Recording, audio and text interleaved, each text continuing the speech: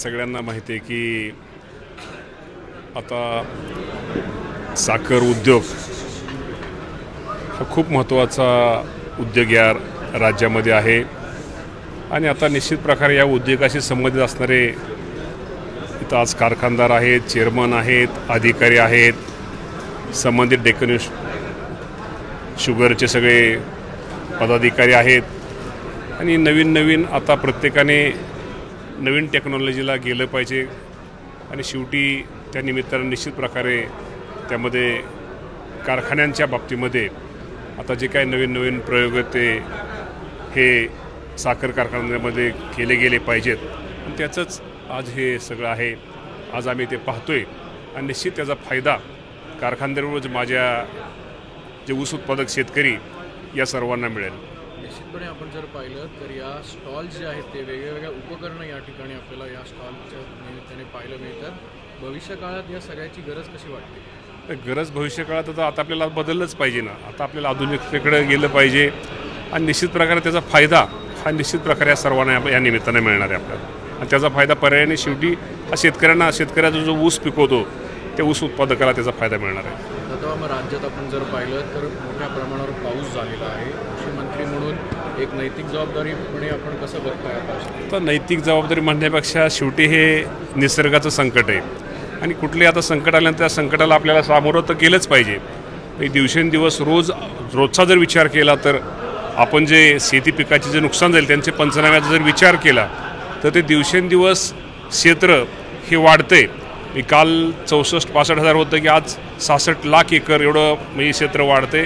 तर निश्चित प्रकारे आपल्या सगळ्यांना माहिती आहे की हा विषय जो हवामान बदलाचा विषय, पाऊस पडतोय पण एकाच दिवशी वार्षिक सरासरी एवढा पाऊस एकाच दिवशी पडतोय.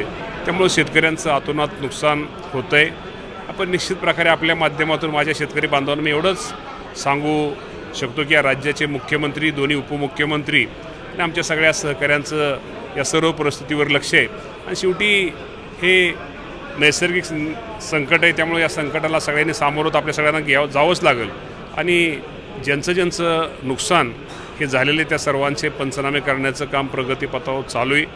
काही भागामध्ये नुकसान भरपाईची रक्कम ही साधारणतः मे, जून, जुलै, ऑगस्ट, सप्टेंबर पर्यंत आज सप्टेंबर मला वाटतं आज तारीख आजच्या तारखेपर्यंत पाऊस अजूनही मोठ्या प्रमाणात पडतो आहे.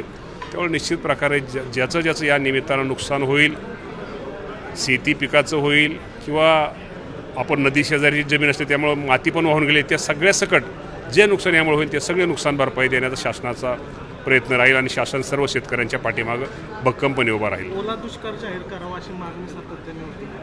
आता ओला दुष्काळ जाहीर करण्याच्या बाबतीमध्ये शेवटी काही निकष आहेत आणि या निकषाच्या बाबतीमध्ये राज्याचे मुख्यमंत्री, दोन्ही उपमुख्यमंत्री योग्य तो निर्णय घेतील. दिवाळीपर्यंत भरपाई मिळेल अशा? दिवाळीपर्यंत निश्चित प्रकारे दिवाळीच्या अगोदर ज्या शेतकऱ्यांचं शेतीच्या पिकाचं नुकसान झालं आहे त्या सर्वांची भरपाई ही दिवाळीच्या पूर्वी दिली जाईल.